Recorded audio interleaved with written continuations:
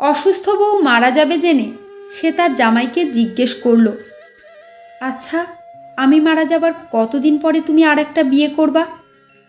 জামাইও বলে দিল, যতদিন পর্যন্ত তোমার কবর একেবারে শুকিয়ে যাবে না ততদিন পর্যন্ত। কয়েকদিন পর বউ মারা গেল। প্রতিদিন জামাই তার বউয়ের কবর জিয়ারত করতে যেত, কিন্তু ভিজা মাটি এতদিন হয়ে যায় শুকায় না। জামাই ভাবছে এটা কিভাবে সম্ভব। একদিন কবরের পাশ দিয়ে জামাই হেঁটে যাচ্ছিল। সে দেখল তার শালাবাবু বোনের কবরের ওইখান থেকে আসছে। তার হাতে খালি একটা বালতি।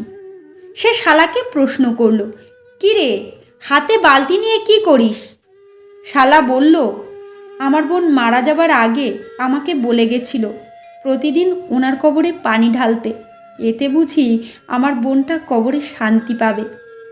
মোরাল অফ দ্য স্টোরি, একজন স্ত্রী কখনোই তার স্বামীর ভাগ কাউকে দেন না, এমনকি তার মৃত্যুর পরেও না।